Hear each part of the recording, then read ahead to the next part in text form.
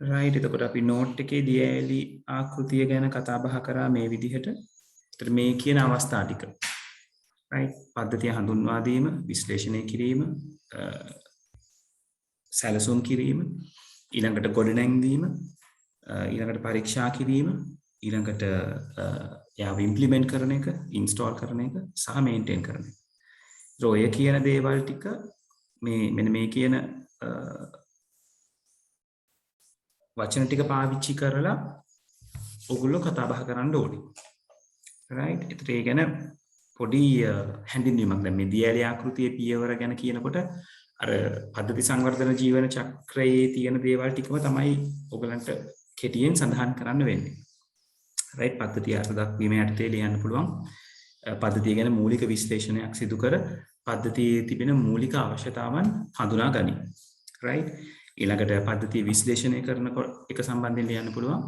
හඳුනාගත් පද්ධතිය ගැඹුරින් අධ්‍යයනය කර right පද්ධතියේ තිබෙන කාර්යබද්ධ හා කාර්යබද්ධ නොවන අවශ්‍යතා හඳුනා ගනි. ඊළඟට පද්ධති පිරිසැලසුම් කියන එකට අදාළව කියන්න පුළුවන්. පද්ධතියේ තිබෙන කාර්යබද්ධ හා කාර්යබද්ධ නොවන අවශ්‍යතාවන් සැපිරීම සඳහා අවශ්‍ය වෙන සැලසුම විවිධ මෙවලම් භාවිතා කරමින් නිර්මාණය කරගනු ලබයි. right ඊළඟට පද්ධතිය සංවර්ධනය නැත්නම් පද්ධතිය ගොඩනැගීම කියන පැත්තට ලියන්න පුළුවන්. සාදා ගන්නා ලද සැලසුමට අදාළව පද්ධතිය සඳහා ගැලපෙන පරිගණක ක්‍රමලේඛ භාෂාවක් සහ ඩේටාබේස් එක දත්ත සමුදාය සම්බන්ධයෙන් ගැලපෙන පරිගණක දත්ත සමුදා කළමනාකරන මෘදුකාංගයක් භාවිතා කරමින් ප්‍රෝග්‍රෑම් එක සිස්ටම් පද්ධතිය සහ දත්ත සමුදාය නිර්මාණය කරයි කියලා. right ඊළඟට පද්ධති පරීක්ෂාව පැත්තෙන් කියන්න පුළුවන්. ඒකක ලෙස, ඊළඟට මොඩියුල ලෙස, ඊළඟට සම්පූර්ණ පද්ධතිය ලෙස පද්ධතිය පරීක්ෂා කිරීමට ලක් කරයි. එමගින් අනාවරණය වන දෝෂ වලට විසඳුම් ලබා දෙමින් පද්ධතිය සම්පූර්ණ කරයි කියලා. ඊළඟට පද්ධතිය ක්‍රියාවට නැංවීම නැත්නම් පද්ධතිය ස්ථාපනය කිරීම පැත්තෙන් කතා කරන්න පුළුවන්. ස්ථාපනය කරනකොට අපි කතා කරා ක්‍රමවේද 4ක් ගැන. එකක් තමයි ඍජු ස්ථාපනය, අනිත් එක සමාන්තර ස්ථාපනය, direct implementation, parallel implementation. ඊළඟට අපි කතා කරා pace implementation, අවදි ස්ථාපනය නැත්නම් ස්ථාපනයට අදාළ තව වචනයක් කිව්වා. right ඊළඟට අවසානයේ කතා කරා pilot implementation. right නියම ස්ථාපනය. right තරොන්නෝ කියන අවස්ථා හතරෙන් ගැළපෙන පද්ධති ක්‍රියාවට නැංවීමේ අවස්ථාවක් භාවිතා කරමින් පද්ධතිය අදාළ සේවාදායකයාගේ ආයතනයට හෝ ස්ථානයට ස්ථාපනය කිරීම. ඊළඟට පද්ධති නඩත්තු කිරීම සම්බන්ධයෙන් අපිට කතා කරන්න පුළුවන්. ඕක සරලව විස්තර කරන්න තමයි. කියන්නේ පේලියකින් දෙකකින් විස්තර වුණා නම් ඇති. right පද්ධති නඩත්තුවට අදාළව කතා කරන්න පුළුවන්. පද්ධතිය ස්ථාපනය කිරීමෙන් පසු ඉදිරියට හමු වෙන තාක්ෂණික වැඩි දියුණු කිරීම, පද්ධතිය පරීක්ෂා කිරීමේදී හසු නොවූ සුළු අඩුපාඩුකම් යනාදිය නිවැරදි කරමින් පද්ධතිය නඩත්තු කරගෙන පවත්වාගෙන යන්න. right එතකොට දියඇලි ආකෘතියට අදාළව ඔයගොල්ලෝ මේ වගේ එකක් ඇඳලා පෙන්නුවත් ගැටලුවක් නැහැ. මේ කියන ස්ටෙප්ස් ටික ලියලා පෙන්නුවත් ගැටලුවක් නැහැ. right ඊළඟට ඒක කියලා තියෙන නිසා පද්ධතිය waterfall method එකේ තියෙන දේවල් ටික විස්තර කරන්න කියලා කෙටියෙන්, ඒ කියන්නේ එකකට අදාළව පේලි 2ක් 3කින් වගේ සරලව විස්තර කරන දේ තමයි කරන්න තියෙන්නේ. right එතකොට ඔක මාකින් ස්කීම් එක පැත්තට යනකොට මාකින් ස්කීම් එකේ මේගොල්ලෝ මේක පොඩි කොටස් වලට කඩලා කතා කරලා තියෙන මේ පහළ ඒගොල්ලෝ විස්තර කිරීමක් කරලා තියෙනවා ඉංග්‍රීසි වලින්. ඒක නිසා මම ඒක ලොකුවට පොළොත් එක පෙන්නලා කතා බහ කරන්න යන්නේ නැත්තේ. නෝට් එකේ තියෙන නිසා right මේ පද්ධතිය අත්දැකීම විශ්ලේෂණය පිරිසැලසුම සංවර්ධනයේ පරීක්ෂාව ක්‍රියාවට නැංවීම සහ නඩත්තු කියන එක මතක තියාගන්න. ඒක තමයි waterfall model එකේ සම්පූර්ණ ක්‍රියාදාමය වෙන්නේ. right ඒතකොට මේවා ගැන විස්තර තමයි අපි මෙතනින් පහලට ඒ කියන්නේ මේ ව්‍යුහගත පද්ධති විශ්ලේෂණ හා නිර්මාණ ක්‍රමවේදය යටතේ ඊටාම විස්තරාත්මකව කතා බහ කරලා මේක කෙටි කරලා මේ දියරි ආකෘතියට අදාළව ලියවෙන එක තමයි සිද්ධ කෙරෙන්න ඕනේ. right ඊළඟට ප්‍රශ්නය අහලා තියෙනවා පද්ධතියක කාර්යබද්ධ හා කාර්යබද්ධ නොවන අවශ්‍යතාව විස්තර කරන්න කියලා. ජංගම දුරකථනයේ කාර්යබද්ධ අවශ්‍යතාව දෙකක් හා කාර්යබද්ධ නොවන අවශ්‍යතාව තුනක් හඳුන්වන්න. ඒතර මුලින්ම දැන් මේ ගොඩක් වෙලාවට ඔයගොල්ලෝ මේ කාර්යබද්ධ සහ කාර්යබද්ධ නොවන කියන තැන්වල මේක පටලලා ගන්නවා. මේක සරලව මතක තියාගන්න. කාර්යබද්ධ අවශ්‍යතාවක් කියලා කියන්නේ පද්ධතිය විසින් ඉටු කිරීමට නියමිත කාර්යයක්. right ඊළඟට එහෙමත් නැත්නම් යූසර්ගේ පැත්තෙන් ඉඳලා කතා කරන්න පුළුවන් පරිශීලකයා පද්ධතියෙන් බලාපොරොත්තු වෙන කාර්යයක්. දැන් උදාහරණයක් විදිහට අපි ATM මැෂින් එකක් ගත්තොත් ATM සිස්ටම් එකක් ගත්තොත් ATM සිස්ටම් එකට අදාළව කාර්යබද්ධ අවශ්‍යතාවයක් වෙන්නේ මුදල් මොනවාද ලබා ගැනීමට හැකියවීම. right money dispense කරනවා කියන එක. right එතකොට ඒක කාර්යබද්ධ අවශ්‍යතාවයක්. මුදල් ගනුදෙනුකරුවෙකුට මුදල් ලබාගත හැකි විය යුතුමයි. right a customer should be able to dispense cash. ඒක කාර්යබද්ධ අවශ්‍යතාවයක්. ATM මැෂින් එකකින් අපි බලාපොරොත්තු වෙන දේ නැත්නම් ATM මැෂින් එක පරිශීලකයාට ලබා දෙන දේ. right එතනදී non functional විදිහට කතා කරනවා නම් කාර්යබද්ධ නොවන අවශ්‍යතාව කියන එකේදී කතා වෙන්නේ මේ කාර්යබද්ධ අවශ්‍යතාවය කුමන සීමාවන් යටතේ නැත්නම් කුමන තත්ත්ව යටතේද සිදු කරන්නේ මොන විදිහටද සිද්ධ කරන්නේ. එතකොට දැන් මුදල් ලබා දෙන්න ඕනේ කියන එක පාරිභෝගිකයාට මුදල් ලබාගත හැකි විය යුතුමය කියන එක කාර්යබද්ධ අවශ්‍යතාවයක් වෙනකොට මුදල් ලබා ගැනීම තප්පර 10ක් තුලදී සිදු කරගත හැකි විය යුතුය කියන එක කාර්යබද්ධ නොවන අවශ්‍යතාවයක්. right එතකොට ඔයගලන්ට කාර්යබද්ධ අවශ්‍යතාව ටික හඳුනාගත්තම ඒකේ තියෙන limitations නැත්නම් ඒ කාර්ය සිද්ධ වෙන්න ඕන විදිහ විස්තර කරාම කාර්යබද්ධ නොවන අවශ්‍යතාවන් ටික හඳුනා ගන්න පුළුවන්.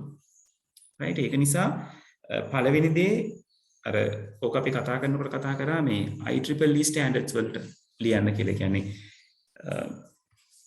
අනිවාර්ය කියන්නේ අපි කාර්යබද්ධ අවශ්‍යතා සහ කාර්යබද්ධ නොවන අවශ්‍යතා ප්‍රධාන වශයෙන් කොටස් දෙකකට කැඩෙනවා කියලා කතා කරානේ.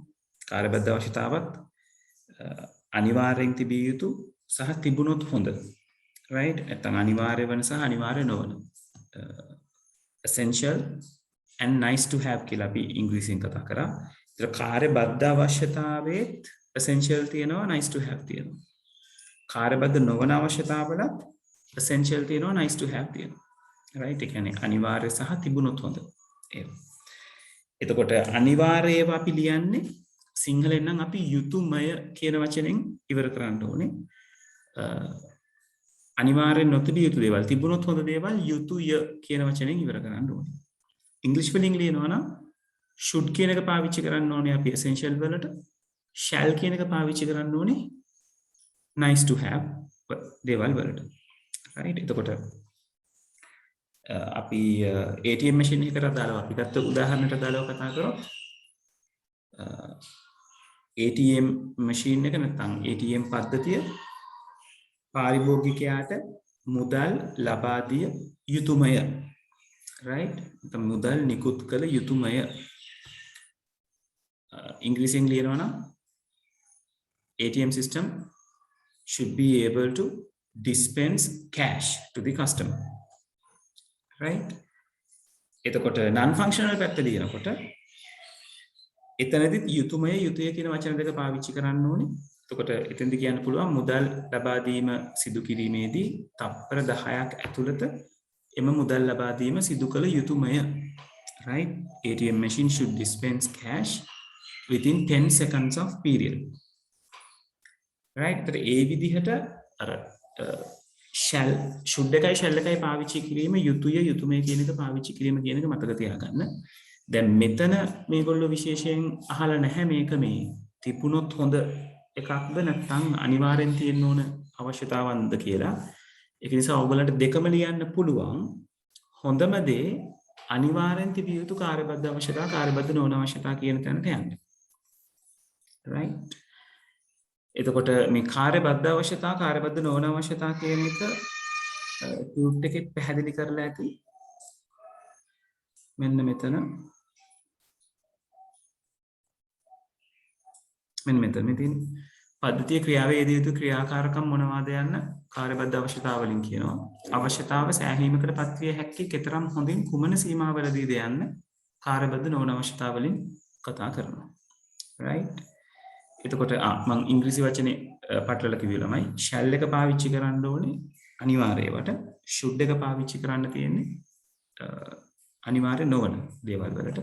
සිංහලෙන් යුතුයමය කියන වචනේ එන්න ඕනේ අනිවාර්ය දේවල් වලට. යුතුය වචනේ එන්න ඕනේ අනිවාර්ය නොවන දේවල් වලට. right? එතකොට මෙතනදී ප්‍රශ්නේදී අහලා තියෙනවා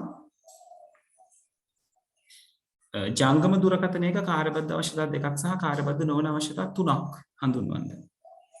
ඒතර කාර්යබද්ධ අවශ්‍යතා විදිහට අපිට කතා කරන්න පුළුවන් මොනවාද? සාමාන්‍යයෙන් ජංගම දුරකථනයක් ගත්තොත් ප්‍රධානම කාර්යබද්ධ අවශ්‍යතා විදිහට අපිට කතා කරන්න පුළුවන් ටෙලිෆෝන් කෝල් එකක් ගන්න එකයි SMS එකක් යවා ගන්න එකයි. right? එතකොට පරිශීලකට දුරකථන ඇමතුමක් ලබාගත හැකි විය යුතුයමය. පරිශීලකට කෙටි පණිවිඩයක් යවිය හැකි විය යුතුයමය. ඒකම අනිත් පැත්තට තර්ක කරන්නත් පුළුවන්.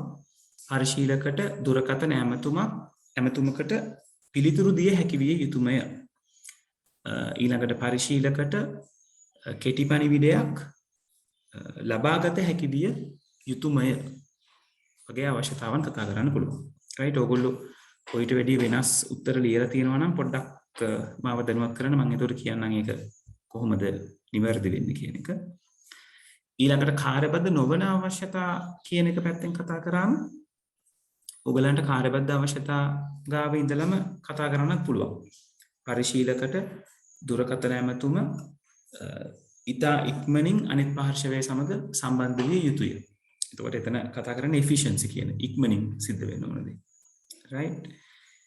ඊළඟට කාර්යබද්ධ නොවන අවශ්‍යතා පැත්තට ගියායින් පස්සේ ඩිවයිස් එක සම්බන්ධයෙන් අදාළ දේවලුත් අපිට කතා බහ කරන්න පුළුවන්. right? ඒ කියන්නේ ජංගම දුරකථනයේ තියෙන weight එක බර. right? ඒකට මේ දේවල් කාර්ය කරගන්න අවශ්‍ය දේවල් නෙමෙයි.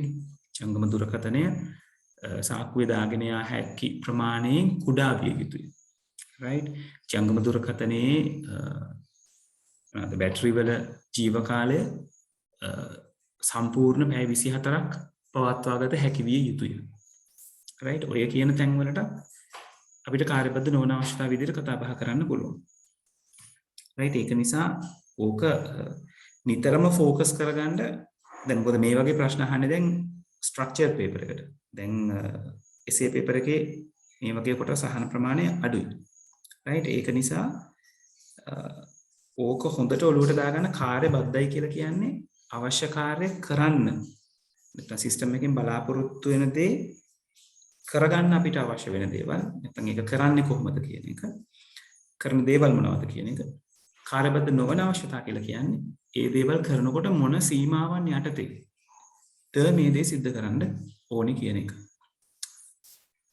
හරි. පැහැදිලිද ළමයි ඔය පාඩ දෙක?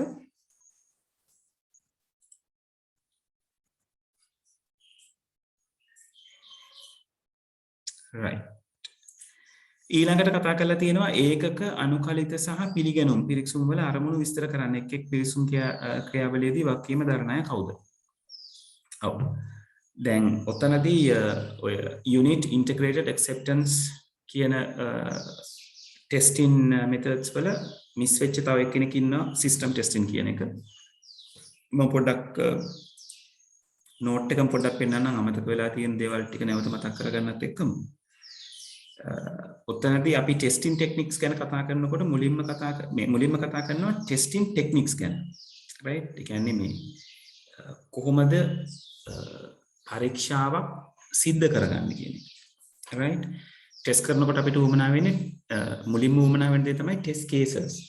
right? පද්ධතියක් පරීක්ෂා කරන්න ගියාම පද්ධතිය පරීක්ෂා කරන්නේ ගොඩක් වෙලාවට quality assurance engineersලා QA engineersලා කියලා අපි කියනවා. ඒතර QA engineerට කිව්වම system එක මෙහෙමයි කියලා QA engineers කරන්නේ මුලින්ම test cases සෑහෙන ප්‍රමාණයක් ලියනවා. right? ටෙස්ට් කරන්න ඕන දේවල්. right? ටෙස්ට් කරන්න ඕන මොන තැනද මොන විදිහටද කොහොමද කියන එක. ඒතර ටෙස්ට් කේසස් ටික තමයි ක්‍රියාත්මක කරන්නේ. හරි මේ සිස්ටම් එක ටෙස්ට් කරලා බලන්න. එතකොට එයා ටෙස්ට් කේසස් ලියනකොට එයා ටෙස්ට් කේසස් ලියනවා ප්‍රෝග්‍රෑම් එකේ පොඩිම කොටස් හදපු ප්‍රෝග්‍රෑමර්ට ලියනවා. ඊට පස්සේ ඒ කොටස් එකතු කරලා ටෙස්ට් කරනකොට ඉන්ටිග්‍රේෂන් ටෙස්ට් එකට දාලා ටෙස්ට් කේසස් ලියනවා. ටෝටල් සිස්ටම් එකම පාවිච්චි කරනකොට කරන්න අවශ්‍ය ටෙස්ට් කේසස් ලියනවා. right? ඒ දේවල් ටික කරලා. එතකොට ඔය ටෙස්ට් කේසස් ටෙස්ට් කරලා බලන්න පුළුවන් ක්‍රමවේද දෙකක් ගැන අපි කතා කරනවා. එකක් තමයි white box test එක, ශ්වේත මංජුසා පරීක්ෂාව.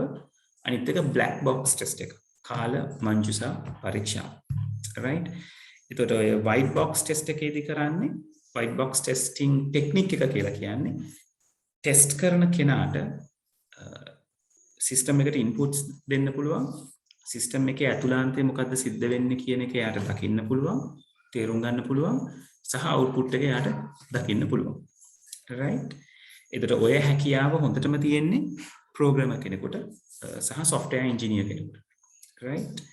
එතකොට ඒගොල්ලන්ට අදාළ වෙන ටෙස්ටිං මෙතඩ්ස් තියෙනවා. නැත්නම් ටෙස්ට් කරන ලෙවල් එක තියෙනවා, ටෙස්ටිං ලෙවල්ස් තියෙනවා.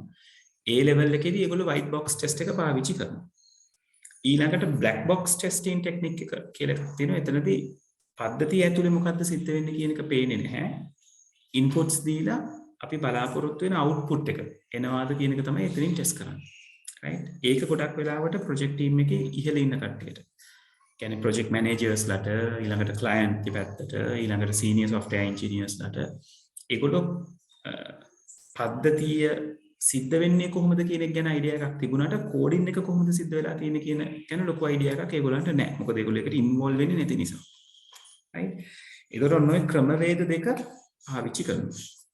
ඔය ක්‍රමවේද දෙක පාවිච්චි කරලා අපි සිද්ධ කරන ටෙස්ටිං ටයිප්ස් තමයි ඔය යුනිට් ටෙස්ට් එක, ඉන්ටිග්‍රේෂන් ටෙස්ට් එක, සිස්ටම් ටෙස්ට් එක සහ ඇක්සෙප්ටන්ස් ටෙස්ට් එක කියලා කියන්නේ. මේක සාමාන්‍යයෙන් එකකට පසු එකක් සිද්ධ වෙන ක්‍රියාවලියක්. මුලින්ම සිස්ටම් එකකට කරන්නේ යුනිට් ටෙස්ට් එක. ඒකක පරීක්ෂාව. ඒකක පරීක්ෂාව කියලා කියන්නේ අපි අර DFD එක ඇඳලා ඒකේ තියෙන පුංචිම කොටසට වෙනකන් DFD එක විසිරෝල ඇඳලා ඊපස්සේ අපිට හම්බ වෙනවනේ EPD කියලා එකක්, elementary process description කියන එක. ඉතින් EPD එකේ තමයි ඒ කියන කුඩා process එකට අදාළව තියෙන pseudo code එක ලියලා ඒ pseudo code එක ප්‍රෝග්‍රෑමර්ට බාර දෙන්න. එතකොට ප්‍රෝග්‍රෑමර් කරන්නේ එයාට බාර දීපු pseudo code එකට අදාළව කියලා තියෙන පරිගණක භාෂාව පාවිච්චි කරලා සිස්ටම් එක කියලා කියන්නේ එයාගේ ප්‍රෝග්‍රෑම් කොටස, එයාගේ යුනිට් එක නිර්මාණය කිරීම. ඊට පස්සේ quality assurance engineer එයාට ටෙස්ට් කේසස් දෙනවා. ඔයා කරපු ප්‍රෝග්‍රෑම් එකේ මෙන්න මේ දේවල් ටික ටෙස්ට් කරලා බලන්න හරියට සිද්ධ වෙනවාද කියන එක. එතකොට එතනදී යුනිට් ටෙස්ට් එක අරගෙන යන්නේ white box testing method එක. මොකද ප්‍රෝග්‍රෑමර් දන්නවා ඉන්පුට්ස් දීලා ප්‍රෝග්‍රෑම් එකේ මොකද වෙන්නේ කියලාත් බලනවා. එයාට ප්‍රෝග්‍රෑම් එක ඇතුලේ සිද්ධ වෙන එකක් තේරුම් ගන්න පුළුවන්. සහ අවුට්පුට් එක හරියට එනවද කියලාත් බලන්න පුළුවන්. right? ඔය වැඩේ කරගන්න සහභාගී වෙන්නේ ප්‍රෝග්‍රෑමර්. right? ප්‍රෝග්‍රෑමර් ඊළඟට software engineersලා සමහර අවස්ථාවලදී සහභාගී වෙනවා. right? ඊළඟට තියෙන්නේ ඒකාබද්ධ පරීක්ෂාව, integration testing. right? so integration testing එක කරන්නේ අර units කීපයක් එකහු කරලා integration එකක් සිද්ධ කරන, එකතු කිරීමක් සිද්ධ කරලා ඒ එකතු කරලා හැදිච්ච units කීපය එකතු වෙලා හැදිච්ච දේ ක්‍රියාත්මක වෙනවද කියලා බලන එක. ඒක හැම යුනිට් එකටම අපිට කරන්න බෑ. يعني පද්ධතියේ තියෙන ඔක්කොම හැම යුනිට්ස් කීපය ඔක්කොම ටික එකතු කරලා ඉන්ටග්‍රේට් වෙන්නේ නැහැ. එකතු කරගත හැකි යුනිට්ස් තියෙනවා. ඒ යුනිට්ස් කනෙක්ට් කරලා බලනවා ඉන්ටග්‍රේෂන් එක හරි විදිහට සිද්ධ වෙනවද කියන එක. මෙතනදී white box black box කියන testing methods දෙකම පාවිච්චි කරන්න පුළුවන්. ඒක පාවිච්චි කරන පුද්ගලයා අනුව ඒක තීරණය වෙන්නේ. ප්‍රෝග්‍රෑමර් කෙනෙක් කරනවා නම් white box test එක පාවිච්චි කරන්න පුළුවන්. software engineer කෙනෙක් senior software engineer කෙනෙක් කරනවා නම් black box එක පැත්තට යන්න පුළුවන්. කෙසේ හෝ එතෙන්දි කරන්නේ අර කොටස් කීපයක් එකතු කරලා ඒ කොටස් කීපය එකට වැඩ කරනවාද කියලා බලන එක. යුනිට්ස් කීපය ඒකක කීපය එකට වැඩ කරනවාද කියලා බලන එක. right? ඊළඟට අවසානයේ සිද්ධ කරනවා සිස්ටම් ටෙස්ටිං පද්ධති පරීක්ෂාව. right? පද්ධති පරීක්ෂාව කියලා කියන්නේ සම්පූර්ණ සිස්ටම් එකම හදලා ඉවරයි එක්කව කරලා ඉවරයි. ඒතර ටෝටල් සිස්ටම් එකම වැඩ කරනවද කියලා බලන්න. right? ඒතර ටෝටල් සිස්ටම් එකම වැඩ කරනවද කියලා බලන්නේ ගොඩක් වෙලාවට ප්‍රොජෙක්ට් ටීම් එකේ ඉන්න ඉහළම තලයේ කොටස. ප්‍රොජෙක්ට් මැනේජර්ස්ලා, software architecturesලා, right? ඊළඟට senior software engineersලා ඔය කියන කට්ටිය. ඒගොල්ලෝ ඔකට පාවිච්චි කරන්නේ black box test එක. ඒගොල්ලෝ ඇතුලේ කෝඩින් එක ගැන වද වෙන්න යන්නේ නැහැ. මොකද ඇතුලේ කෝඩින් එක කියලා කියන්නේ මේ වෙනකොට සෑහෙන ලොකු කෝඩින් එකක්. සිස්ටම් එකක් කියලා කියන්නේ ලොකු කෝඩ්ස් ගොඩක එකතුවක්. ඒකට white box test එක දානවා කියන එක ප්‍රැක්ටිකල් නෑ එකපැත්තකින්. අනිත් පැත්තෙන් එහෙම කරන ලොකු කාලයක් ගත වෙන නිසා black box testing එක තමයි හොඳ. ඒගොල්ලෝ කරන්නේ data enter කරලා බලනවා අදාළ output එක එනවද කියන එක. right? අවසානයේ ඒක දෙනවා client දීලා කියනවා එයාට check කරලා බලන්න කියලා. එයාගේ අවශ්‍යතාවයේ සිස්ටම් එක හරහා සිද්ධ වෙලා තියෙනවාද කියන එක. ඒකට තමයි අපි acceptance testing එක කියලා කියන්නේ. ප්‍රතිග්‍රහණ පරීක්ෂාව කියලා කියන්නේ. එතකොට එතනදී client පැහැදිලිවම කරන්නේ black box testing එක. මොකද client දන්නේ නැහැ coding එක ගැන. client එයාට අවශ්‍ය දේ දුන්නා ඊපස්සේ අපි ෆෝන් එක calculator එක check කරලා බලනවා වගේ එයා check කරලා බලනවා සිස්ටම් එක මොන විදිහටද වැඩ කරන්නේ කියන එක. right? එතකොට ඔය කියන්නේ acceptance testing එක එනකොට client එක්ක සාමාන්‍යයෙන් කතා කරන්නේ project team එකේ ඉන්න අපි කියනවා business analyst කතා කරනවා. ඒ කියන්නේ client එක්ක මුලින් මේ කතා බහ මූලිකව කරපු කෙනා. system එක මොන වගේද? system එකේ මොනවද වෙන්න ඕනේ කියන දේවල් ටික දැනුවත් කරපු කෙනා තමයි client එක්ක ගොඩක් වෙලාවට interact වෙන්නේ. ඊට අමතරව project manager කෙනෙක්, system architect කෙනෙක් ඒ සඳහා සහභාගී වෙන්න පුළුවන්. right? මේ විදිහට තමයි ටෙස්ටිං ටික සිද්ධ වෙන්නේ සහ ඒකට ඉන්වෝල්ව් වෙන පිරිස වෙන්නේ. right? ඕක මෙතන පෙන්නලා තියෙනවා unit testing වලට programmers, software engineers කියන කට්ටිය සම්බන්ධ වෙනවා. integration test එකට software engineers, senior software engineers, team leads, project managers, right? ඊළඟට acceptance එකේදී people from software development team එක කියන්නේ software engineers ලා ඉස්සරහ project managers ලා සහ clients and end user, right? ඒ කියන්නේ සේවා බලාපොරොත්තු වෙන කෙනා එහෙම නැත්නම් අවසාන පරිශීලකයා කියලා අපි කියනවා. right? ඒතර ඔය විදිහට තමයි ඔය කොටසට ඕගලන්ගෙන් උත්තරේ ලියවෙන්න ඕනේ. පැහැදිලිද ටෙස්ටිං ගැන? මතක් වුණාද?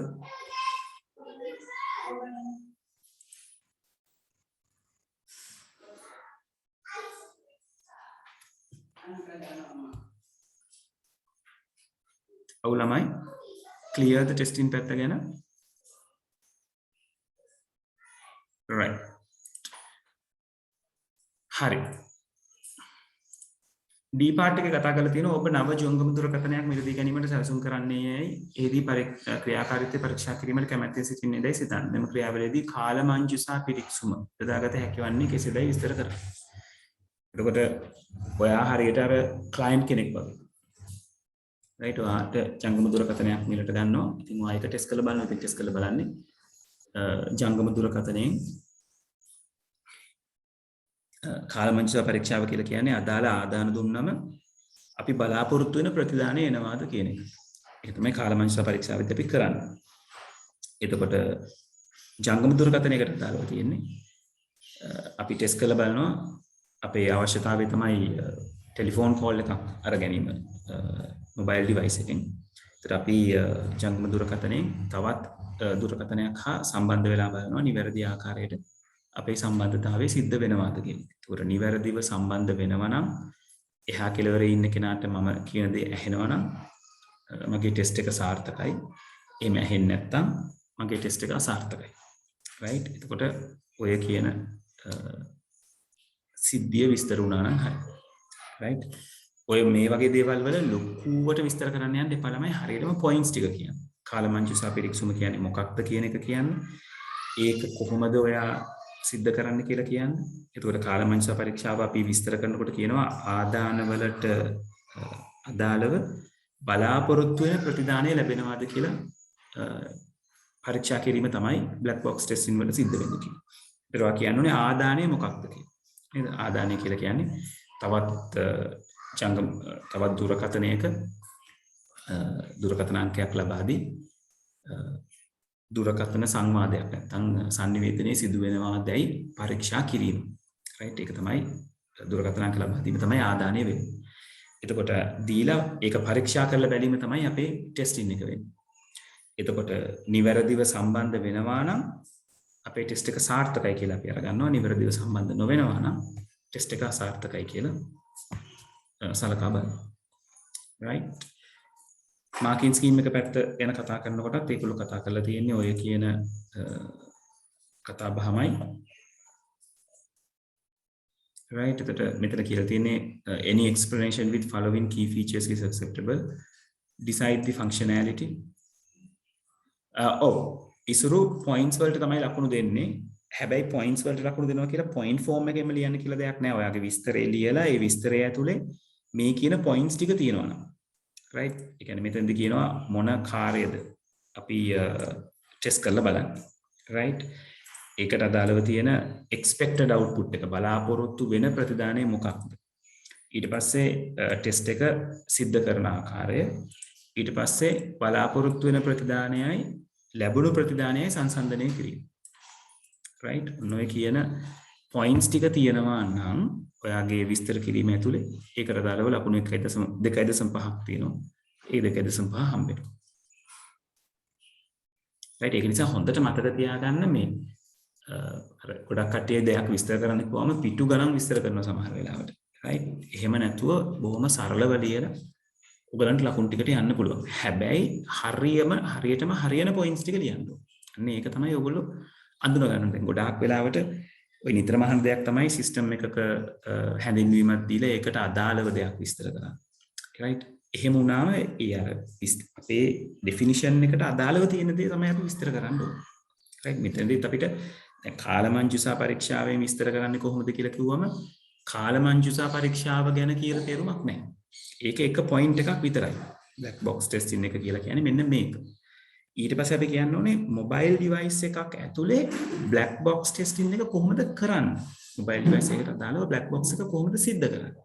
එතකොට අපි අර බ්ලැක් බොක්ස් ටෙස්ටිං කියලා විස්තර කරපු ක්‍රියාවලිය මොබයිල් ඩිවයිස් එකක් එක්ක මැනේජ් කරගන්නේ කොහොමද කියන එක තමයි අපි ලියන්න ඕනේ. හරි? right. ඔය විදිහට එතකොට හතරවෙනි ප්‍රශ්නෙට උත්තර ටික දෙන්න පුළුවන්. right? පස්වෙනි ප්‍රශ්නේ තියෙන්නේ Python වලට අදාළව. එතකොට Python වල කතා කරලා තියෙනවා පරිගණක ක්‍රමලයකදී ක්‍රමලයක පරිවර්තකවල අවශ්‍යතාවය පැහැදිලි කරන්න. ඒක බොහොම කෙටියෙන් පැහැදිලි කරන්න අපිට පරිවර්තකයක් කියන එකක් අවශ්‍ය වෙන්නේ ඇයි?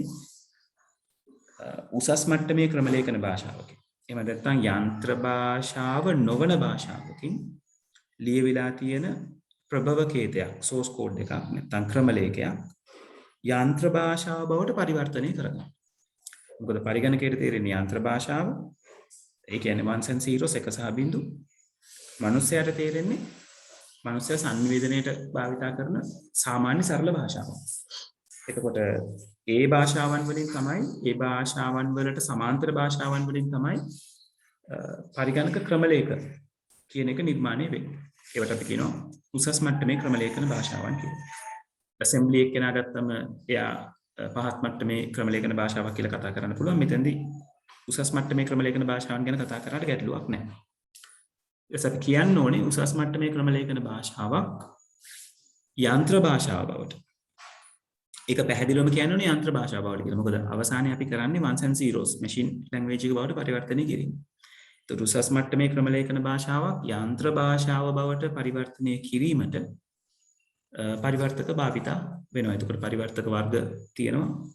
සම්පාදක අර්ථ වින්‍යාසක නේද සම්පාදක කියලා කියන්නේ කම්පයිලර් අර්ථ වින්‍යාසක කියලා කියන්නේ ඉන්ටර්ප්‍රිටර් right ඔයාට අවශ්‍ය නම් බොහොම කෙටියෙන් කම්පයිලර් එකක ඉන්ටර්ප්‍රිටර් එකක ක්‍රියාව විස්තර කරාට කමක් නැහැ සම්පාදකයේ මුළු ප්‍රභවකේතයම එකවර යන්ත්‍රකේතය බවට පරිවර්තනය කරනවා අර්ථ වින්‍යාසක ප්‍රභවකේතයේ පේලියෙන් පේලිය නැත්නම් උපදේශයෙන් උපදේශ යන්ත්‍ර භාෂාව බවට පරිවර්තනය කිරීම කරනවා right ඔය ටික ලියුණා නම් ඒ පාර්ට් එකට අදාළ ලකුණු ටික ඔයගලන්ට හම්බ වෙනවා ඊළඟට first generation and second generation computer languages වල එක් ක්‍රමලේඛන භාෂා එකක් සඳහා ප්‍රධාන ලක්ෂණ දෙක බැගින් දක්වනවා right දැන් first generation එක කියලා කියන්නේ ළමයි machine code නැත්නම් machine language තිබ්බ කාලේ right එතකොට මෙයාව නිර්මාණය කිරීම අසීරුයි right ඊළඟට සංකීර්ණ වැඩසටහන් නිර්මාණය කර ගැනීමත් අසීරුයි සරල වැඩසටහන් තමයි නිර්මාණය කරේ එතකොට මේ ක්‍රමලේඛන නැත්නම් පරම්පරාවේ ක්‍රමලේඛ භාෂාවලින් ලියන ලද පරිගණක වැඩසටහන් පරිගණකය තුල එක එල්ලේ ක්‍රියාත්මක කරගන්න පුළුවන් පරිවර්තනය කිරීමක් අවශ්‍ය වෙන්නේ නැහැ ඒක නිසා කාර්යක්ෂමතාව පැත්තෙන් වැඩි right නමුත් මේක ලිවීමට තියෙන අපහසුකම නිසා සංකීර්ණ වැඩසටහන් පළමු පරම්පරාවේ ක්‍රමලේඛන භාෂාවලින් නිර්මාණය කිරීම අපහසු වුණා right ඒ වගේම තමයි මේකට පෝටබිලිටි කියන එක ඒ කියන්නේ එක් පරිගණකයක් වෙනුවෙන් නිර්මාණය කරන ලද ක්‍රමලේඛයක් තවත් පරිගණකයක භාවිතා කිරීමේ හැකියාව නැති වුණා ඒක මැෂින් ඩිපෙන්ඩන්ට් යන්ත්‍රය මත පාදක වුණු ක්‍රමලේඛ භාෂාවක් නැත්නම් ක්‍රමලේඛයක් බවට පරිවර්තනය වෙනවා දෙවෙනි පරම්පරාවට ආවයින් පස්සේ විශේෂයෙන් කියන්න තියෙන්නේ දෙවෙනි පරම්පරාවේ ක්‍රමලේඛ භාෂාවන් මානව භාෂාවන් වලට තරමක් සමීපයි right ඒක නිසා පරිගණක ක්‍රමලේඛකයාගේ තියෙන වැඩ කොටස යම් ප්‍රමාණයකින් ලෙහෙසි වෙනවා ඒ වගේම පොඩි ඉංග්‍රීසි වචන නෙමොනික්ස් කියලා අපි කතා කරා පොඩි ඉංග්‍රීසි වචන පරිගණක කේතේ සමග පරිගණක කේතේ ලිවීමේදී භාවිතා කරන්න පුළුවන් වෙනවා තවමත් මේක මොනවාද පරිගණකයට කියන්නේ එක පරිගණකයකට අදාළව ලියවෙන පරිගණක කේතයක් ක්‍රමලේඛයක් right assembly language එකෙන් ලියන කෙනෙක් ඒ ස්පෙસિෆික් කම්පියුටර් එකකට ලිව්වයින් පස්සේ ඒ ප්‍රෝග්‍රෑම් එක ඒක නැවත වෙන කම්පියුටර් එකක රන් කරන්න බෑ. ඒක තාමත් මැෂින් ඩිපෙන්ඩන්ට්. ඒ වගේම assembly language එකේ එක පේලියක් හරියටම machine language එකේ එක පේලියක් බවට පරිවර්තනය වෙනවා. අපි ඒකට කියනවා one to one translation එකක් කියන්නේ කියලා. එතකොට ඇත්තටම ඒ පරම්පරාවේදී සිද්ධ වුණේ අර පංච් කාඩ් එක හදනවා වෙනුවට එක බිඳු නිරූපණය කරනවා වෙනුවට අපිට ඉංග්‍රීසි වචනයක් පාවිච්චි කරලා අපේ ඉන්ස්ට්‍රක්ෂන් එක ලියා ගන්න පුළුවන් වෙච්ච එක. ඒකෝද අර තාමත් සංකීර්ණ වැඩසටහන් වලට යෑමේ හැකියාව බොහොම අඩුයි. right ඔන්න ඔය කියන ලක්ෂණ වලින් දෙකක් ඔයගොල්ලෝ නිර්මාණය කරා කියන්නේ ඔයගොල්ලෝ විස්තර කරා නම් හරි first generation එකටයි second generation එකට. right ඊළඟට අහලා තියෙනවා ව්‍යුහගත ක්‍රමලේඛ භාෂාවක භාවිතා වන ප්‍රධාන ගැලීම් පාලක ව්‍යුහ පාවිච්චි කරා මේ තුන කියන්න කියලා. ඉතින් බොහොම සරලයි ඔක තියෙන්නේ sequence, selection, iteration. right අනුක්‍රමය, වර්ණය සහ පුනර්කරණය කියන තුන් දෙනා ඒක කැලීම් සටහනක නිරූපණය කරන්නේ කොහොමද කියලා අහලා තියෙනවා. මාකට් ස්කීම් එකේ ඔක ඇඳලා පෙන්නලා තියෙනවා. right sequence එක කියලා කියන්නේ මේ විදිහට පෙන්වන්න පුළුවන්. මේ selection කියන එක නම් මෙහෙම පෙන්වනවට වඩා හොඳයි මේක ටිකක් පැහැදිලි වෙන විදිහට ඇඳලා පෙන්වුවා නම් right ඒ කියන්නේ selection එකක් මෙන්න මේ විදිහට යනවා.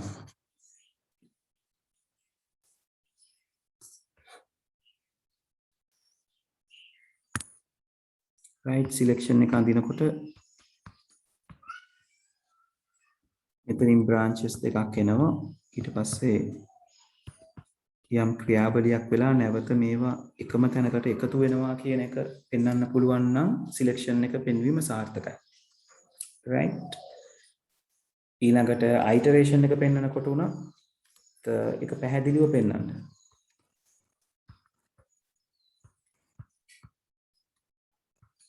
right? ඔය විදිහට සරලව iteration එක සිද්ධ වෙන ආකාරය පෙන්වනවා නම් හරි. නිතරම මේක මේ පාරවල් දෙකකට යනවා කියන එක. ඒක අපි yes no කියලා සඳහන් කරත් ප්‍රශ්නයක් නැහැ. නැත්නම් සත්‍ය අසත්‍ය කියලා සඳහන් කරත් ප්‍රශ්නයක් නැහැ. right? ඒක පැහැදිලිව පෙන්වන්න. right? ඒතර ඕවා තමයි අවස්ථා තුන. sequence, selection, iteration. right? අනුක්‍රමය, වර්ණය, පුනර්කරණය.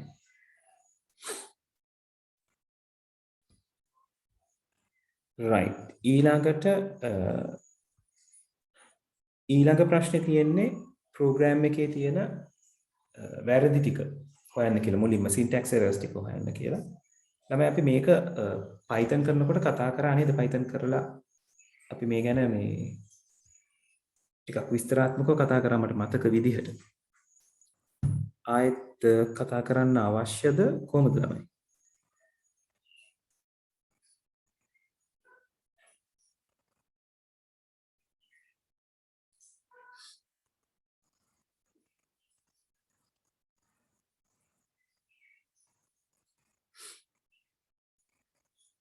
ළමයි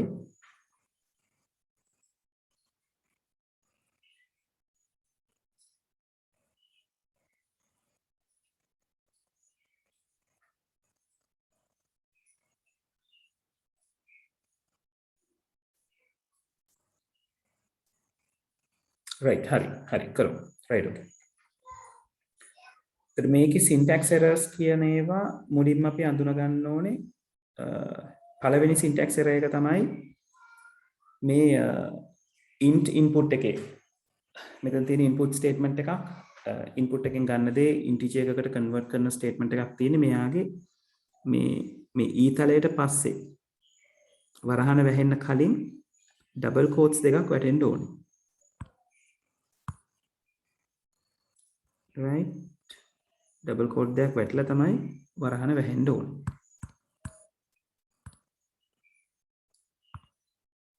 ඒක නිසා ඒක එක syntax error එකක්.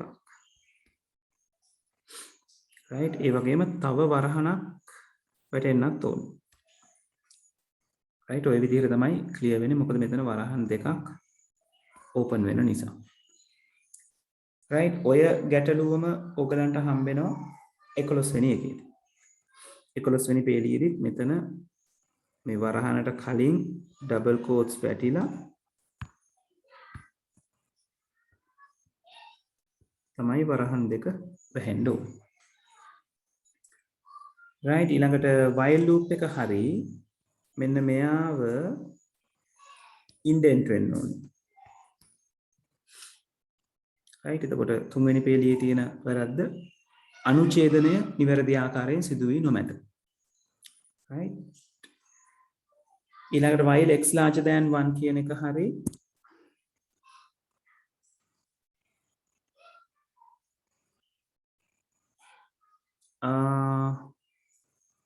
ඔව් ඒ කියන්නේ පළවෙනි එකේ 11 වෙනි එකේ දෙකේම අමතර එක වරහනක් තමයි එන්න ඕනේ. ඒ කියන්නේ එක වරහනක් ඒගොල්ලෝ දාලා තියෙනවානේ. ඒතර වරහනට කලින් double quotes එන්න ඕනේ.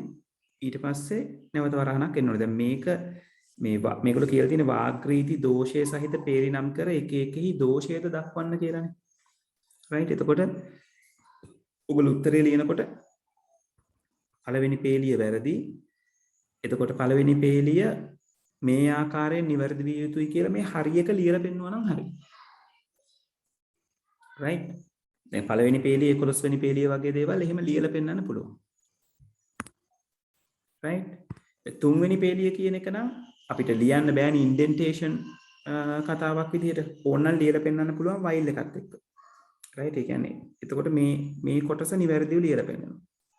right? තුන්වෙනි පේළියට අදාළව bn සමානයි double quotes කියන එක අනුඡේදනයේ විය යුතුයි කියලා අපිට ඕනනම් while එක ලියලා දෙවෙනි පේළිය තියෙන එක ලියලා ඊට පස්සේ bn equal double quotes කියන එක ඔය විදිහට ඉන්ඩෙන්ට් කරලා ලියලා පෙන්නන්න. right ඒ විදිහට පෙන්නන්න පුළුවන්.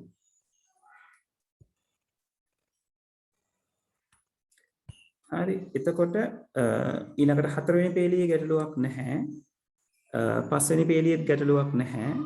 හයවෙනි පේලියේ මෙන්න මේ double equal sign එක නෙවෙයි නැත්නම් double equal operator එක නෙවෙයි එන්න ඕනේ. single equal එකක් එන්න ඕනේ. හරි එතකොට අපි හයවෙනි පේලිය ගැන ලියනවා. හයවෙනි පේලියේ සමාන ලකුණු දෙක වෙනුවට x සමාන ලකුණක් පමණක් භාවිත විය යුතුයි. right ඊට පස්සේ ඒකත් අපිට ලියලා පෙන්නන්න පුළුවන්. ඊළඟට මේක තියෙන එක syntax error එකක් වෙන්නේ නැහැ ළමයි. semicolon එකක් තියෙන එක. ඒක semicolon එකක්ද colon එකක්ද තියෙන්නේ කියලා මට එච්චර පැහැදිලි නැහැ. මගේ paper එකේ හැටියට නම් තියෙන්නේ colon එකක්. colon එකක් තිබ්බොත් වර්ධිනවා. right මේකේ අපරගෙන ළමයි marking scheme එක කොහොමද මේකට ආගිව් කරලා තියෙන්නේ කියලා බලන්න. semicolon එක no line terminator කියලා තියෙන්නේ. හැබැයි ඔයගලන්ට කෝඩ් එක මම එදා ටයිප් කරලා පෙන්නුවා. semicolon එක කියන එක syntax error එකක් විදිහට අරගන්නේ නැහැ. මොකද මේ semicolon එක කියන එක ඇත්තටම අපිට Python codes වල පාවිච්චි කරන්න පුළුවන්. right ඔයාලට පුළුවන් Python code එක x සමානයි 10යි semicolon y සමානයි 20යි කියලා එකම පේලියේ මේ statements කීපයක් ඉදිරිපත් කරන්න. right ඕක ගැන චුට්ටක් දැනුවත් වෙලා ඉන්න ළමයි 2020 paper එකේ මේ ගැන අහලා තිබුණා.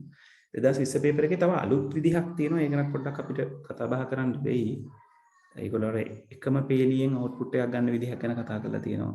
ඒකට ඒ ප්‍රොෆෙසර්ට හිතිලා දාන ඒවා. එතකොට ඒ දේවල් අපිට ලර්න් කරන්න වෙන්නේ දැක්කයින් පස්සේ තමයි. right ඒක ගැන චුට්ටක් බලාපොරොත්තු වෙන්නේ මේ semicolon එක ගැන පොඩ්ඩක් පුළුයි තියාගන්න. කියන්නේ එකම පේලිය අපිට statement කීපයක් ලියන්න පුළුවන්. right එතකොට semicolon එක ඇත්තටම මේ marking scheme එකේ පෙන්නලා තියෙනවා අවශ්‍ය නැහැ කියන එක. අපිට අවශ්‍ය නැහැ කියන එක දක්වන්න පුළුවන්. හැබැයි ආ වාග්ක්‍රීති දෝෂයක් වෙන්නේ නැහැ. syntax error එකක් වෙන්නේ නැහැ. නමුත් මේ marking scheme එකේ ඒක syntax error එකක් විදිහට සලකලා ඒකට ලකුණු දීලා තියෙනවා. right ඊළඟට මේ කියන කෙනා අනවශ්‍ය ලෙස අනුඡේදනය වී තිබෙනවා. right unwantedly indented.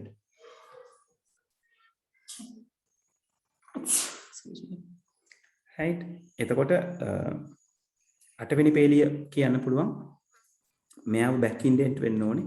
නැත්නම් කියන්න පුළුවන් අනවශ්‍ය ලෙස අනුඡේදනය වී ඇත කියලා. right නවවෙනි පේලියේ ගැටලුවක් නැහැ. 10 වෙනි පේලියෙත් ගැටලුවක් නැහැ. right එතකොට ඔය විදිහට syntax errors ටික ගැන ඔයගලන්ට කතා කරන්න පුළුවන්. right ඊළඟට අපි marking scheme එකත් බලමු අපිට මග හැරෙන මොනවා හරි තියෙනවද කියලා. පළවෙනි එකේ අපි කියපු වැරදි ටික තියෙනවා, තුන්වෙනි එක තියෙනවා, හයවෙනි පේලියේ තියෙනවා, හත්වෙනි පේලියේ තියෙනවා, 8 තියෙනවා, 11 තියෙනවා. right එතකොට අදාළ දේවල් ටික කියවිලා තියෙන්නේ. syntax errors ටික ඔය විදිහට අල්ලගන්න පුළුවන්. ඊළඟ එකේ කියලා තියෙන්නේ අපේක්ෂිත ප්‍රතිඵලය ලබා ගැනීම සඳහා ක්‍රමලේඛයෙහි වෙනස් කළ යුතු පේලි සහ ඒවා වෙනස් කළ යුතු ආකාරය කෙසේදයි දක්වන්න. right එතකොට මේකේ පැහැදිලිව කියලා තියෙනවා ක්‍රමලේඛයට අලුතෙන් පේලි එකතු කිරීමට හෝ එහි පේලි ඉවත් කිරීමට ඔබට අවසර නැත කියලා. right දැන් මේක විභාගයට ආවම ඔයාට මේක hand trace කරලා බලන්න වෙනවා හරි ප්‍රෝග්‍රෑම් එකත් එක්ක. දැන් මෙතන තියෙන වැරදි ප්‍රෝග්‍රෑම් එකනේ. මේ ඉන්ඩෙන්ටේෂන් අරම මේව අවුල් වෙලානේ. ඒක නිසා නිවැරදි කරගත්ත ප්‍රෝග්‍රෑම් එකත් එක්ක ඔයාට සිද්ධ වෙනවා මේක hand trace කරලා බලන්න. right දැන් නිවැරදි ප්‍රෝග්‍රෑම් එක මෙතන පහළ ලියවිලා තියෙනවා. right මම ඒක නිසා එයාව අරගෙන මෙයාව අරගෙන කියලා කියන්නේ මෙතන තපරකින්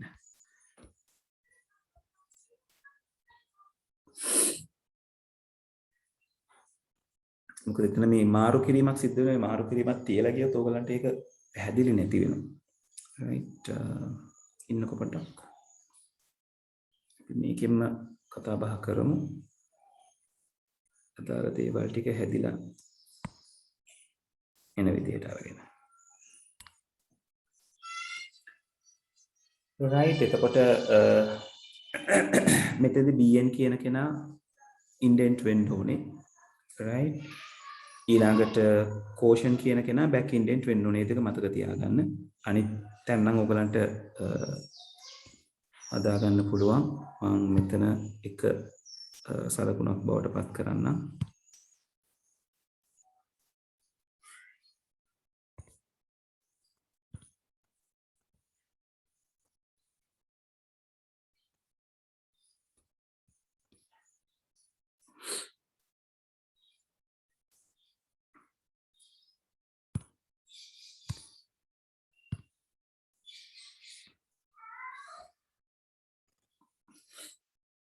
right මේ දෙන්නත් මට එහෙම ලියන්න පුළුවන් ටක් කරලා නේද?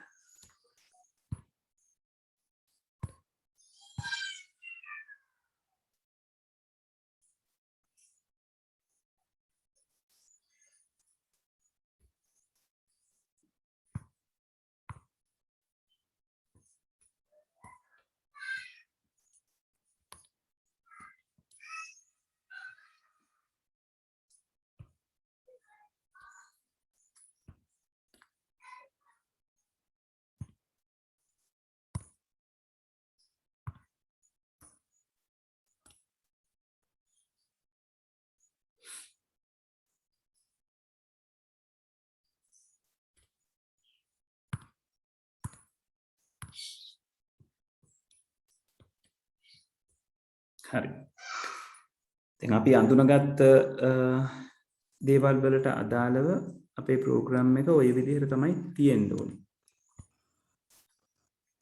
right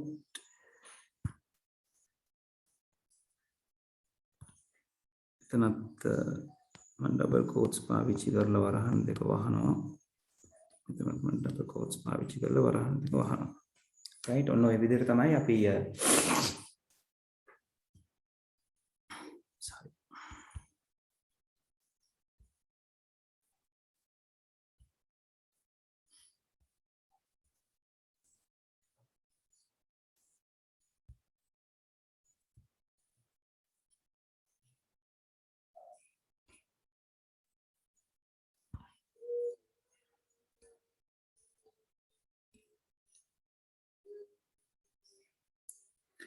right එතකොට දැන් මෙතනද තමයි අපිට මේක ආගියු කරන්න වෙන්නේ, තර්ක කරන්න වෙන්නේ. right දැන් අපි hand tracing පැත්තට යමු. hand tracing වල මුලින්ම කියලා තියෙනවා extra ගයක් එකතු කරගන්න කියලා. දැන් මුලින්ම මේ ප්‍රෝග්‍රෑම් එක තියෙන්නේ ඇයි කියලා තේරුම් අරන් ඉන්න ඕනේ. ප්‍රශ්නේ කියලා තියෙන විදිහට මෙතන තියෙන්නේ අපි මොකක් හරි අගයක් input කරාම ඒකට අදාළ වෙන binary value එක එයා අපිට ලබා දෙනවා කියන්නේ. right මෙතෙන්දී මම කලින් සඳහන් කරන්න නැති මේ binary values ලියනකොට අසමමිතික binary value එකක් ගැන ඕගොල්ලෝ check කරන්න. right ඒ කියන්නේ දැන් අපි 5 වගේ කෙනෙක් check කරන්න ගියොත් 5 අපි ලියන්නේ ওই විදිහටනේ 101 කියලා. මෙහෙම ලියලා මේක හරියට hand trace වෙන්නේ නැතුව යනවා. මොකද මේකේ වෙන්නේ දේවල් ටික මාරු වෙලා ඔයාට ඒ කියන්නේ වමේ ඉඳලා දකුණට ලියවෙන්න ඕන එක දකුණේ ඉඳලා වමට ලියවෙන තත්ත්වයක් එන්නේ. ඒතර මෙහෙම සම්මිතික එකක් ලියගත්තොත් බලන කෙනා අමාරුයි වැටෙනවා පැහැදිලිවම. චෙක් කරන කෙනා. ඒක නිසා අසමමිතික පැත්තකට ගියා නම් හොඳයි. right ඒක නිසා අර 3 වගේ දේවල් දැන් 3 ලියනකොට එක එක නෙන්නේ. ඒ වගේ අකරගත්තොත් අමාරුයි වැටෙනම තමයි. right ඒක නිසා 4 අරකම විතර 4 අරගත්තම අපිට එන්නේ 1.0 කියලානේ output එක එන්න ඕනේ. right අපි 4ත් එක්ක check කරලා බලමු. right එතකොට x කියන කෙනාට මුලින්ම input කරනවා integer එකක්. එතකොට අපි 4 කියලා input කරමු. ඊළඟට while condition එක එනවා x not equal 0. right මෙතන තියෙන්නේ x අකුර x not equal 0. එතකොට x කියන එක නා බිඳුවට අසමාන නම් bn කියන variable එක ගන්නවා. bn කියන variable එක double quotes එක කියන්නේ හිස් තැනක්. ඉදිරිය තමයි මුලින් define වෙන්නේ. මම හිස් තැන කියන එක මේ underscore එකකින් indicate කරනවා. right හිස් තැනක් තියෙන. ඊළඟට ආයි while loop එකට එනවා while x larger than 1 x කියන කෙනා එකට වඩා වැඩි. ඔව් හරි. quotient කියන කෙනාට x ව දෙකට බෙදලා ඒක integer එකක් කරලා assign කරන්න කියනවා. right එතකොට quotient කියන කෙනා මම q කියලා අරගන්නවා මෙතන ලියන්න අපහසු වෙන නිසා. ඒතර x ව දෙකට බෙදලා integer එකක් කරන්න ඕනේ. එතකොට 4 දෙකට බෙදුවම 2.0 එන්නේ. ඒක නිසා q එකට 2 කියන එක assign වෙනවා. මොකද එයා integer එකක් බවට පරිවර්තනය වෙන නිසා. right ඊළඟට remainder එකට ගන්න කියනවා x modulus x modulus 2 කියන එකයි. percentage mark එකෙන් සිද්ධ වෙන්නේ දෙකෙන් බෙදලා ඉතුරු අගය සැලකීම කරන. දෙකෙන් බෙදුවම ඉතුරු වෙන අගය. එතකොට remainder කියන එක එතන තියෙන්නේ. right remainder. එතකොට remainder එනවා 4 කියන කෙනා දෙකට බෙදුවම ඉතුරු නැහැ. ඒක නිසා බිඳුව කියන එක තමයි remainder එකට assign වෙන්නේ. ඊට පස්සේ කියලා තියෙනවා bn සමානයි bn එකතු කිරීම str remainder. ඒ කියන්නේ bn කියලා කියන්නේ අපි දන්නවා හිස් තැනක් දැන්. එයා string එකක්. remainder කියන එක string එකක් කරලා එයාට concatenate කරන්න අලවන්න කියලා කියනවා. right එතකොට මේක ඇලවෙන්නේ හිස් තැනක් බිඳුව කියන ආකාරයට. right කලින් තිබ්බ හිස් තැන දැන් නැහැ. දැන් තියෙන හිස් තැනක් බිඳුව කියන දේ. right හරි ඊළඟට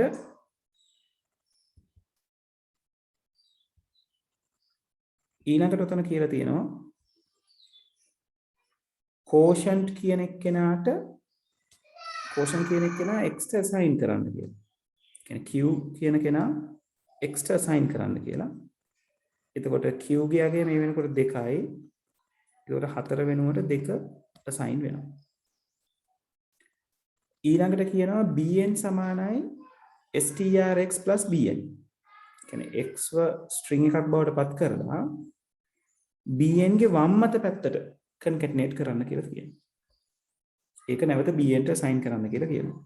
එතකොට bn කියන කෙනාගේ මුලට එන්නේ 2. මොකද x ව concatenate වෙන නිසා. ඊට පස්සේ bn වල මෙච්චර වෙලාවකට තිබ්බ දේ 2 underscore බිඳුව. right දැන් මෙහෙම එකක් ආවම ඔයගලන්ට figure out වෙන්න ඕනේ මේ ඊළඟ statement එක තියෙන print statement එකට අපි යන්නේ නැහැ. මෙතනින් පස්සේ නැවත while එක ගාවට තමයි අපි යා යුත්තේ. right ඒ ගිහිල්ලා අවසානයේ උනාට print කරන්න කියලා තියෙන්නේ bn කියන variable එක. ඒතර bn කියන variable එක මෙහෙම 2 වගේ ඉලක්කම් එක්ක එනවා නම් වැඩේ අවුලක් තියෙනවා කියන එක ඔයගලන්ට figure out වෙන්න ඕනේ. මොකද bn කියන්නේ අවසානයේ binary number එකක් represent කරන්න ඉන්න කෙනෙක්. ඒතර binary number එක 1 සහ බිඳුව වලට එහයින් සංකේත තියෙන්න බෑ. ඒක නිසා මෙන්න මේ statement එකේ ගැටලුවක් තියෙනවා. ඒක නිසා ඒ statement එක අපි මේ while loop එකට අදාළ කර නොගෙන ඉන්නවා. right ඒ කියන්නේ මෙයා ඇත්තටම back indent වෙන්න ඕනේ. right මෙයාව back indent කරන්න ඕනේ. එතකොට while වල structure එක වෙන්නේ මෙතන ඉඳලා මෙතනට විතරයි. මේ ටික තමයි while එක විදියට වැඩ කරන්නේ. right ඒ කියන්නේ quotient ව x ට assign කරපු තැනින් while එක නතර වෙනවා. quotient එක තිබුණේ 2. එයා x ට assign කරා. ඊට පස්සේ නැවත ඉහළට ගිහින් check කරන්න ඕනේ. right ඒක නිසා මේ 2 underscore 0 කියන එක සිද්ධ වෙන්නේ නැහැ. දැන් check කරලා බලනවා x කියන කෙනා එකට විශාලයිද? x කියන්නේ 2 එකට විශාලයි. ඔව්. ආයෙත් වතාවක් quotient x බෙදීම 2 integer එකක් බවට පත් කරනවා. එතකොට 2 බෙදීම 2 කියලා ආවෙන් පස්සේ 1.0 උත්තරේ එන්නේ. එතකොට එයාව integer එකක් කරාම 1 කියන කෙනා quotient එකට assign වෙනවා. right ඒක 2 නෙවෙයි රැඳී පවතී. ඊළඟට remainder එකට assign කරනවා x remainder 2 x modulus 2 කියන එක. එතකොට x modulus 2 කියලා කියන්නේ 2 දෙකෙන් බෙදුවම ඉතුරු වගේ. දෙක දෙකෙන් බෙදුවම ඉතුරු වගේ බිඳුවයි. right යාව assign වෙනවා remainder එකට. කලිනුත් බිඳුව තිබ්බේ නමුත් අලුතෙන් assign වෙන නිසා පෙර තිබූ බිඳුව ප්‍රතිස්ථාපනය වෙනවා. ඊළඟට quotient එක assign කරනවා x ට. ඒ කියන්නේ 1 assign වෙනවා x ට. එතකොට x 1 බවට පත් වෙනවා. දැන් නැවත යනවා උඩට ගිහිලා check කරලා බලනවා x කියන කෙනා එකට විශාලද. x වලගේ දැන් 1යි 1 කියන්නේ එකට විශාල එකක් නෙවෙයි. ඒක නිසා යා while එකෙන් එළියට ඇවිල්ලා දැන් ඔන්න සලකා බලනවා අපි අර එළියට දාපු එක්කෙනා. ඒකේ කියලා තියෙනවා x කියන කෙනාව string එකක් කරලා bn ගේ ඉදිරිපසට අමුණන්න කියලා. දැන් bn දැනට ඉන්නේ _0 කියන තැන. right ළමයි අපිට එක පොයින්ට් එකක් මකහැරුණා. මේ දෙවෙනි බිඳුව එනකොට දෙවෙනි බිඳුව මම මෙතනට ඇලෙව්වේ නැහැ. ඒ කියන්නේ මෙන්න මේ ක්‍රියාව දෙවෙනි iteration එකේ මගේ අතින් සිද්ධ වුණේ නැහැ. right මම එතන ඉඳලා නැවත කරගෙන යනවා නැත්නම් ඔයගලන්ට පැටලෙනවා.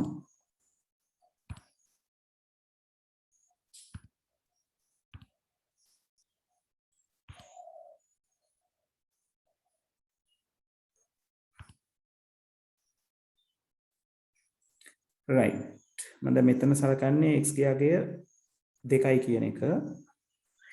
right ගිහිල්ලා check කරලා බලනවා. හරි thank you Sahan thank you සුලු. right x check කරලා බලනවා x කියන කෙනා 2යි. right තව එකපාරක් යන්න ඕනේ එළියට.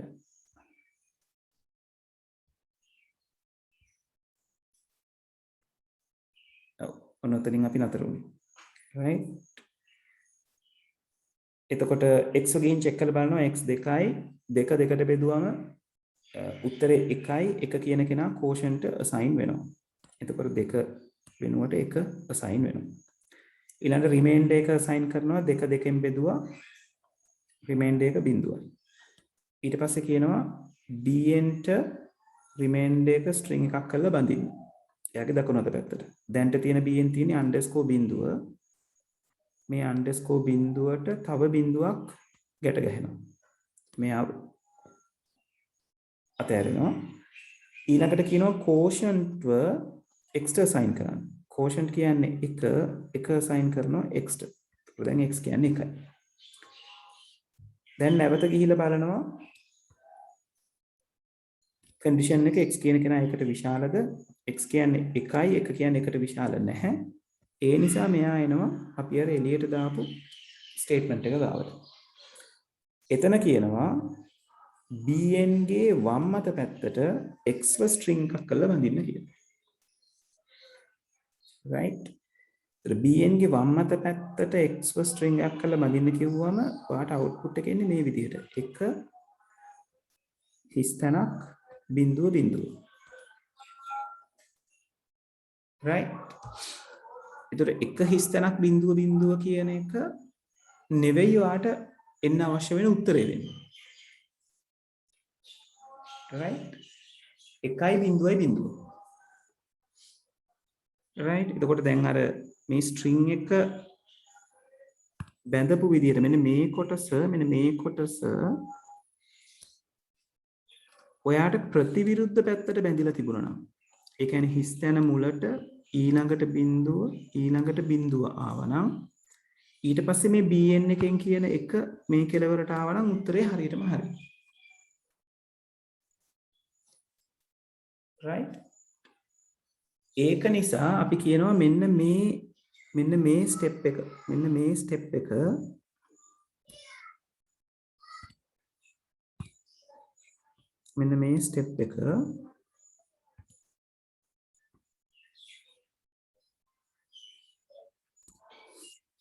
bn equal bn plus str remainder 1 කියලා නෙවෙයි bn equal str remainder plus bn කියලා වෙනස් වෙන්න ඕනේ කියලා. right එතන මෙයාව change වෙන්න ඕනේ bn සමානයි str remainder plus bn විදිහට. right එහෙම වුණා නම් මේ underscore ඒ කියන්නේ හිස්තැනක් බිඳුව හැදෙන්නේ මේ විදිහට. බිඳුව හිස්තැනක්. ඒ කියන්නේ නිතරම දකුණු අත පැත්තට බැඳෙනවා වෙනකොට වම් අත පැත්තට තමයි බැඳෙන්නේ දියා. right එතකොට අවසාන එක්කෙනාට ඉතිරි වෙන එක ගෙනල්ලා වම් අත පැත්තට මෙහෙම කනෙක්ට් කරාම ඔයගලන්ට අවශ්‍ය උත්තරේ හරිම විදිහට හම්බෙනවා. පැහැදිලිද?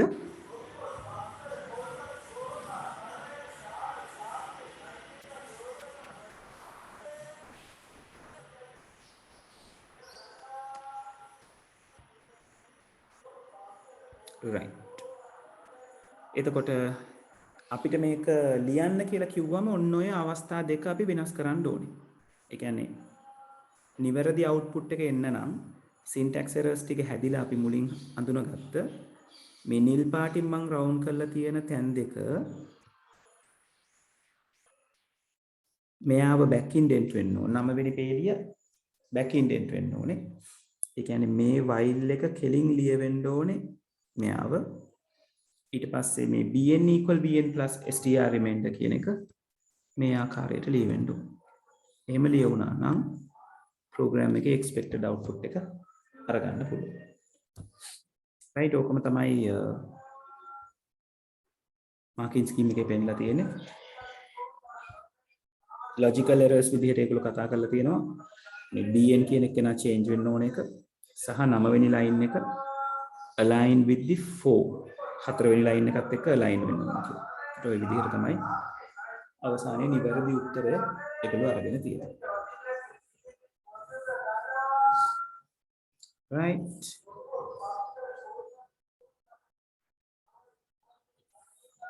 හරි එතකොට ළමයි ඔය විදිහට අපිට පුළුවන් Python ප්‍රශ්නේ කෙලවරක් දකින්න. right ඊළඟට 6 වෙනි ප්‍රශ්නේ එක් වර්ගය සඳහා නිදසුන් බැගින් යොදමින් ඊ වාණිජ්‍යයේ ඇති ව්‍යාපාරයෙන් ව්‍යාපාරයට ව්‍යාපාරයෙන් පාරිභෝගිකයාට පාරිභෝගිකයන් පාරිභෝගිකයාට යන ව්‍යාපාර වර්ග තුන පැහැදිලි කරන්න. දැන් මේ ප්‍රශ්න මේ වගේ ප්‍රශ්නයක් නිතරම ඇහෙනවා ස්ට්‍රක්චර් පේපර් එකේ. ඔය ප්‍රශ්නේ අහන්න පුළුවන් ක්‍රම දෙකක් තියෙනවා මම කලිනුත් කියලා ඇති. එකක් තමයි ඔය විදිහට e-commerce type එක දීලා ඔයගලන්ට පැහැදිලි කරන්න කියලා උදාහරණ ඉල්ලනවා. right එතකොට ආ e-commerce type එක පැහැදිලි කරන්න ඕනේ උදාහරණ දෙන්න ඕනේ. එහෙම නැත්නම් ඔයාලට උදාහරණයක් දීලා කියනවා ඒ උදාහරණය මොන type එකේ e-commerce transaction එකක්ද ඒක සත්‍යාපනය කරන්න justify කරන්න. ඔය මොනම ආකාරයෙන් ආවත් හොඳට මතක තියාගන්න මේක විස්තර කරනකොට මේ මොඩල් එකක් විස්තර කරනකොට අපිට නිතරම concentrate කරන්න ඕන තැන් තුනක් තියෙනවා. ඒ තමයි පාර්ශව දෙක සහ ගනුදෙනුව සිද්ධ වෙන ආකාරය. business to business කිව්වොත් මෙතන කියලා තියෙනවා මේ ව්‍යාපාර වර්ග තුන පැහැදිලි කරන්න. ඒතර business to business කියන එක නා පැහැදිලි කරනකොට ඔයා කියන්න ඕනේ එක් ව්‍යාපාරයක් තවත් ව්‍යාපාරයක් සමග මාර්ගගතව නැත්නම් ඉලෙක්ට්‍රොනික ආකාරයකට සිදු කරන ගනුදෙනුවක් B2B ලෙස හැඳින්විය හැකියි. නිතරම පාර්ශව දෙක ඉන්ඩිකේට් කරන්න ඕනේ. ගනුදෙනුව සිදුවන ආකාරය ඉන්ඩිකේට් කරන්න ඕනේ. එතකොට නිදසුනක් දෙනකොට මේ රියල් වර්ල්ඩ් ඔබ්ජෙක්ට්ස් පාවිච්චි කරලා නිදසුන හදන්න. ඒක ඇත්තටම සිද්ධ වෙන ක්‍රියාවලියක් සිදු විය යුතු නැහැ. නේද? පාට අරගන්න පුළුවන්. සුපිරි වෙළඳසැලක් මාර්ගගතව කිරි පැකට් නිෂ්පාදනය කරන ආයතනයකින් කිරි පැකට් ඇනවුම් කිරීම.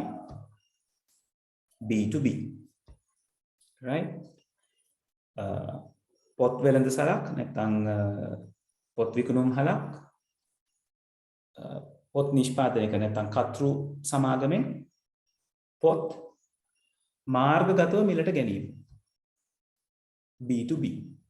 ඒක හොඳට ඔයගොල්ලෝ හොඳට මතක තියාගන්න ඕක නිදසුනක් දෙනකොට එක පැත්තක බිස්නස් එකක් කියන එක හරියට පෙන්වන්න ඕනේ. අනිත් පැත්තේ බිස්නස් එකක් තියෙන කියන එක හරියට පෙන්වන්න ඕනේ. ට්‍රාන්සැක්ෂන් එක මාර්ගගතව සිද්ධ වෙනවා කියන එක සඳහන් කරන්න ඕනේ. ඔච්චරයි ඔගේ තියෙන්නේ. ඕක හරියට ලිව්වොත් ඕකට ෆුල් මාක්ස් ගන්න පුළුවන්. right? business to consumer යනකොට ව්‍යාපාරයෙන් පාරිභෝගිකයාට නේද? නිතරම මතක තියාගන්න මේ ගනුදෙනුව සිදු කරන කෙනා කියන්නේ සේල් එක සිද්ධ කරන කෙනා තමයි වම් අත පැත්තේ ඉන්නේ. පර්චේස් කරන කෙනා තමයි දකුණු අත පැත්තේ ඉන්නේ. business to consumer කිව්වොත් business එක තමයි consumer ට විකුණන්නේ. business to business කිව්වොත් එක business එකක් තමයි තව business එකකට විකුණන්නේ. right? ඔයා කියන්න ඕනේ සුපිරි වෙළඳසලක් අනිත් පැත්තට කතා කරන්න පුළුවන් පාරිභෝගිකයෙක් නැත්නම් පුද්ගලයෙක් සුපිරි වෙළඳසලකින් භාණ්ඩ ඇනවුම් කිරීම. එතකොට සේල් එක සිද්ධ වෙන්නේ බිස්නස් එකෙන් කන්සියුමර්ට. right? පුද්ගලයෙක් amazon.com වෙබ් අඩවිය හරහා පොතක් මිලදී ගැනීම. right? හරියට වෙබ්සයිට්ස් දක්වන්න අවශ්‍ය නැහැ. ඔයාලට කියන්න පුළුවන් පුද්ගලයෙක් පොත් සාප්පුවකට අදාළ වෙන වෙබ් අඩවිය හරහා ඔවුන්ගේ පොතක් මිලදී ගැනීම. B2C. right? consumer to consumer. දැන් මේ consumer to consumer වගේ දේවල් ගොඩක් වෙලාවට consumer ගේ පැත්තෙන් ඉඳලා කියන්නේ C2C, C2B, consumer to consumer, consumer to business කියන ඒවා කතා කරනකොට ගොඩක් අය try කරනවා මේ තනි පුද්ගලයෙක් කරන දෙයක් ව්‍යාපාරයකට විකිණීමක් හරි පුද්ගලයෙකුට විකිණීමක් වගේ දෙයක් කරන. දැන් ගොඩක් වෙලාවට ගොඩක් අය ලියන්න වෙන උදාහරණයක් තමයි ගොවියෙකු තමාගේ නිෂ්පාදනය ආයතනයකට විකිණීම. ඒක නිවැරදි ආකාරයක් වෙන්නේ නැහැ. මොකද ගොවියා කියලා කියන්නේ එයාගේ නිෂ්පාදනයක් නම් එයා විකුණන්නේ. එයා නිෂ්පාදකයෙක්. ඒ කියන්නේ මැනුෆැක්චරර් කෙනෙක්. ඒ කියන්නේ බිස්නස් එකක්. right? ඒක මෙතනට ගාව ගන්න එපා. මෙතන වෙන්න ඕනේ කන්සියුමර් කියන ආකාරය. right? පාරිභෝගිකයා කන්සියුමර් කියන්නේ තමන් පරිභෝජනය කර ඉන්න දෙයක් තමයි තවත් කෙනෙකුට පරිභෝජනය සඳහා විකුණන්නේ. right? ඒකට ඔයා උදාහරණ දෙනකොට නිතරම බලන්න ඕනේ තමන් පරිභෝජනය කරන දෙයක්ද මේක. right? ඔයාලට කියන්න පුළුවන් පුද්ගලයෙක් භාවිතා කරමින් සිටින ජංගම දුරකථනය තවත් පුද්ගලයෙකුගේ භාවිතාව සඳහා මාර්ගගතව විකිණීම. ඒක consumer to consumer business එක. මම ෆෝන් එක පාවිච්චි කර හිටියා. මම ඒක ඔයාට විකුණනවා. ඔයත් අරගෙන පාවිච්චි කරන එක තමයි කරන්නේ. ඒතරයි මමත් consumer, ඔයත් consumer. ඔයා කිව්වොත් මෙහෙම දෙයක්. පුද්ගලයෙක් විසින් භාවිතා කරන ජංගම දුරකථනයක් ජංගම දුරකථන අලෙවිහලකට විකිණීම. එතකොට consumer to business. ඔයාගේ second hand phone එක විකුණන second hand phone selling shop එකකට. එතකොට ඒක consumer to business. මම භාවිතා කරන වාහනය නැත්නම් පුද්ගලයෙක් භාවිතා කරන වාහනය සුපිරි වෙළඳසැලකට විකිණීම. සුපිරි වෙළඳසැලේ කාර්යයන් සඳහා සුපිරි වෙළඳසැලකට විකිණීම. consumer to business. මම පාවිච්චි කර හිටපු වාහනය. මම consumer. විකුණන්නේ ආයතනයකට. එතකොට ඒක business. right? ඒක නිසා ඔන්න ඔතන පටල ගන්න එපා. ගොඩක් වෙලාවට ඔතන පටල ගන්න නිසාම ওই જાති අහනවා. right?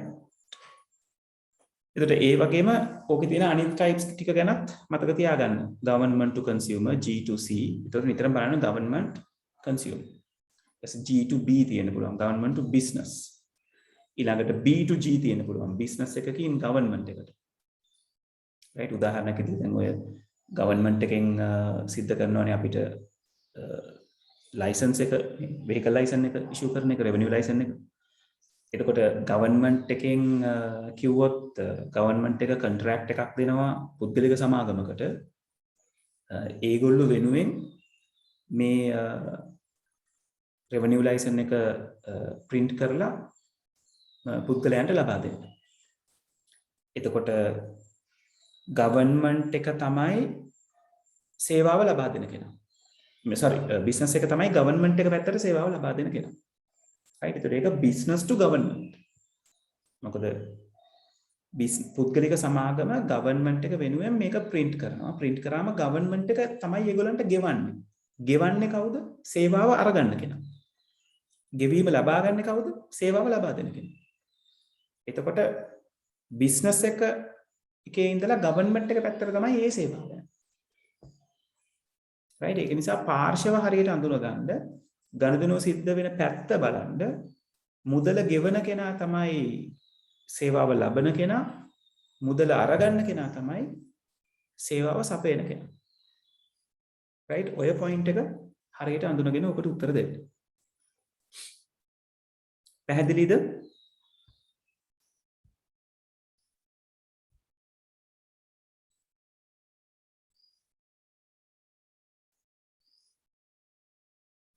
හරි. රයිට්.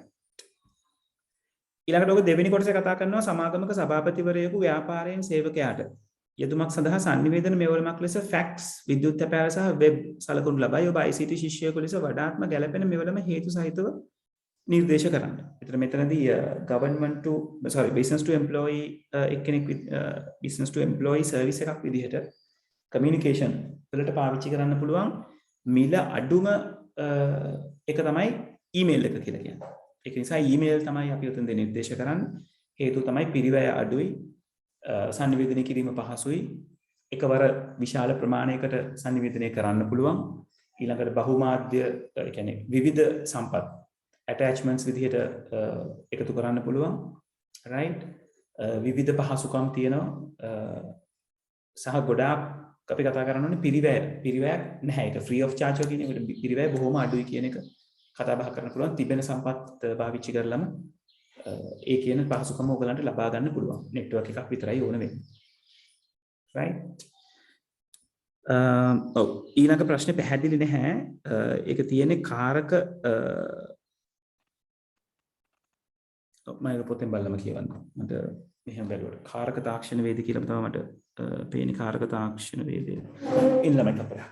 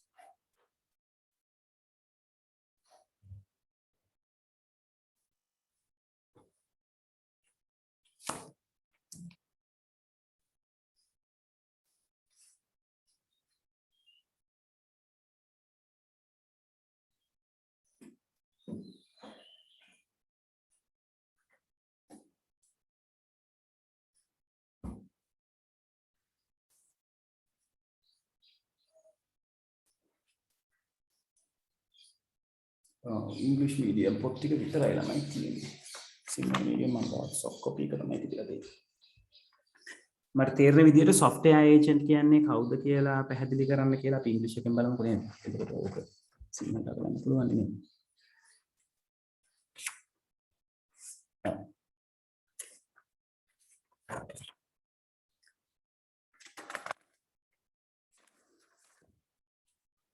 එතන කියලා තියෙනවා in the domain of agent technology explain the term agent. software agent කියන්නේ මොකක්ද කියන එක පැහැදිලි කරන්න කියලා කියන්නේ. right? එතකොට කාරක තාක්ෂණයේදී මෘදුකාංග නියෝජිත යන්න යෙදුම පැහැදිලි කරන්න. right? දැන් මේක software agent කියන්නේ කවුද කියන එක පැහැදිලි කිරීම note එකේ තියෙනවා. ඒක ඒ විදිහටම පාවිච්චි කරන්න ළමයි. මොකද definition එකක් නේ. ඒක නිසා definition එක ආකාරයටම පාවිච්චි කරන්න. right? A software agent is a computer program which works autonomously toward goals in a dynamic environment on behalf of another entity over extended period of time. right? මෘදුකාංග නියෝජිතයෙකු යනු පරිගණක වැඩසටහනක් වන අතර එය ස්වයංක්‍රීයව ගතික පරිසරයක් තුළ යම් අරමුණක් වෙනුවෙන් ක්‍රියාත්මක වෙන වැඩසටහනකි. right? ඔය කියන එක ඒ විදිහටම පාවිච්චි කරන්න මොකද ඒක කියන්නේ software agent කියනකොට ඔය ටික එන්න ඕනේ. computer program කියන එක එන්න ඕනේ. autonomous කියන එක එන්න ඕනේ. ස්වයංක්‍රීයව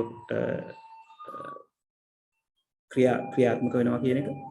dynamic environment එක කියලා එන්න ඕනේ. ගතික පරිසරයකදී කියන්න ඕනේ. on behalf of another entity. තවත් භූතාත්මයක් වෙනුවෙන් නැත්නම් තවත් කෙනෙකුගේ අවශ්‍යතාවයක් වෙනුවෙන් කියන එක කියවෙන්න ඕනේ. right? ඊළඟට අහලා තියෙන ලක්ෂණ මොනවාද කියලා. එතකොට මේ ලක්ෂණ ගැන කතා කරනකොට මම නිතරම කිව්වා software agent කෙනෙක්ගේ ලක්ෂණ ගැන කතා කරනකොට මිනිස්සෙක්ගේ ලක්ෂණ ගැන මතක තියාගන්න කියලා. right? autonomous ස්වයංව ක්‍රියාත්මක වීමේ හැකියාව. intelligent බුද්ධිමත් කියන එක. right? perform in a dynamic environment ගතික පරිසරයක් තුලදී ක්‍රියාත්මක වීමේ හැකියාව. right?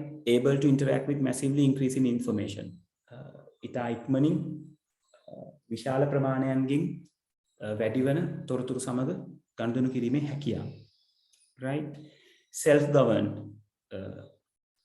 ස්වයංව හැසිරීමේ හැකියාව. නැත්නම් ස්වයංව පාලනය වීම.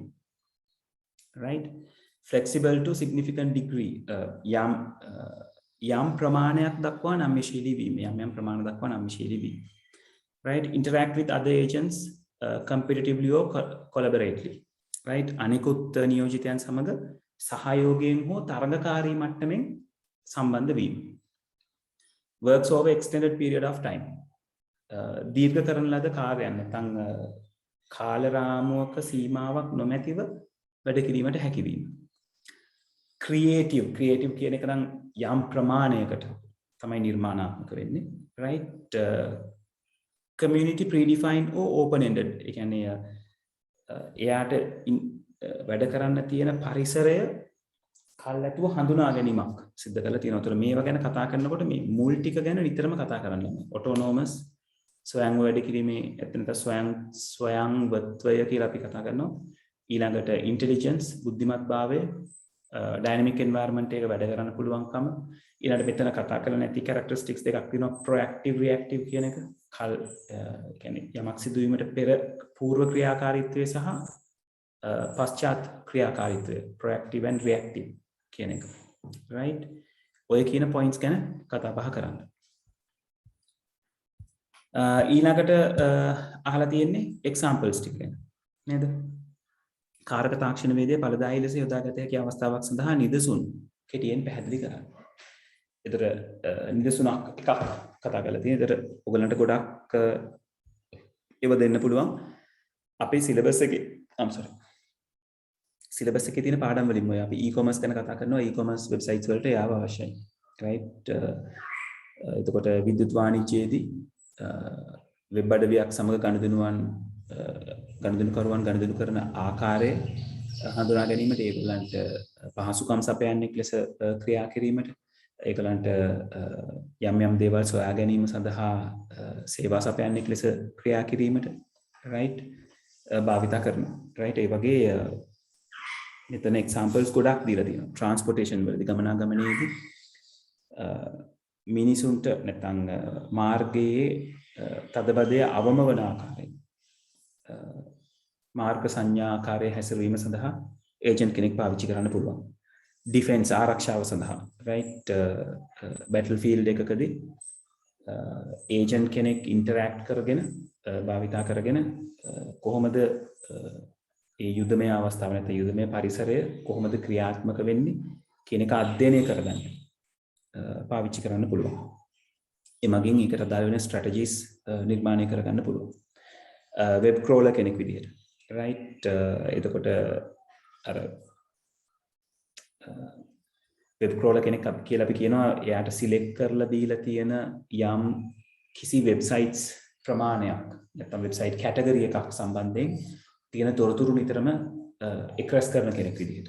උදාහරණයක් විදිහට අපි කිව්වොත් e-commerce websites ගැන තොරතුරු එක්ස්ප්‍රෙස් කරන්න කියලා අපිට වෙබ් ක්‍රෝලර් කෙනෙක් විදිහට යාව පාවිච්චි කරන්න පුළුවන්. software agent හදලා එයාට කියනවා වෙබ් එකේ තියෙන e-commerce websites අධ්‍යයනය කරලා ඒ ගැන තොරතුරු ලබා දෙන්න කියලා.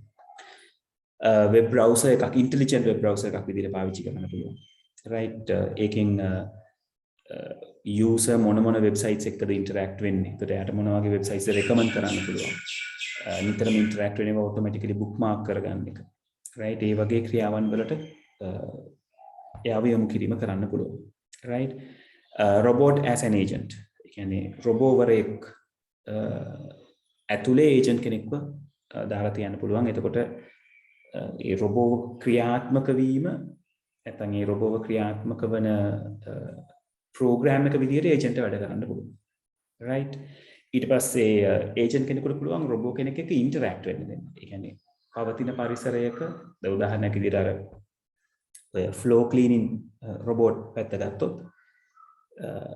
කැමරා සෙන්සර් එකකින් හදලා තියෙන නෙට්වර්ක් එකක ඒජන්ට් කෙනෙක් දාලා තියන්න පුළුවන් කැමරාස් වලින් ෆ්ලෝ එක හරියට ඉන්ඩිකේට් කරගෙන ඩස්ට් එක තියෙන තැන් බලලා රොබෝව ඒ අදාළ තැනට යොමු කරන්න. එතකොට ඒජන්ට් කෙනෙක් රොබෝ එක්ක ඉන්ටරැක්ට් වෙනවා. right ඊළඟට user interfaces වල right ඒ කියන්නේ අපි user interfaces වලට ගියාම අපිට help එකක් එන්නේ අලුත් user interface එකකට උදාහරණයක් විදිහට ගන්නකො අලුත් ATM එකකට නැත්නම් අලුතෙන් learning management system එකක් ඇතුළට ගියාම ගොඩක් අපිට අලුත් තැනකට ගියාම මොකද්ද මේ interface එකකින් කරන්නේ කියන එක ගැන ඔයාලා දැනගන්න ඕනේ. ඒකට ඒ වගේ එකකට assistant කෙනෙක් විදිහට user ට උදව් කරන කෙනෙක් විදිහට agent කෙනෙක්ව place කරන්න පුළුවන්. right ඔය වගේ ගොඩාක් උදාහරණ දෙන්න පුළුවන්. ඔයගලන්ට හිතලා වුණත් උදාහරණ ලියන්න පුළුවන්. ඒක ලියනකොට අර agent ගේ තියෙන අර autonomous reactive proactive dynamic environment එකක් කියන දේවල් ටික ඔළුවේ තියාගෙන ඒකට අදාළ එකක් ලියන්න. දැන් මේවා ගැන පොඩ්ඩක් දැනගෙන යන එක හොඳයි. මේ ප්‍රශ්න ගැන ඔළුවේ තියාගෙන යනවා නම් මොකද හරියටම පොයින්ට් එකට ලියුවොත් විතරයි මේකේට ලකුණු අරගන්න පුළුවන් වෙන්නේ. right එහෙම මෙහෙන් ගහලා දැම්මට මේකට ලකුණු ගන්න හම්බෙන්නේ නැහැ. right හරි එහෙමනම් අදට අපි සෙෂන් එක මෙතනින් නතර කරමු.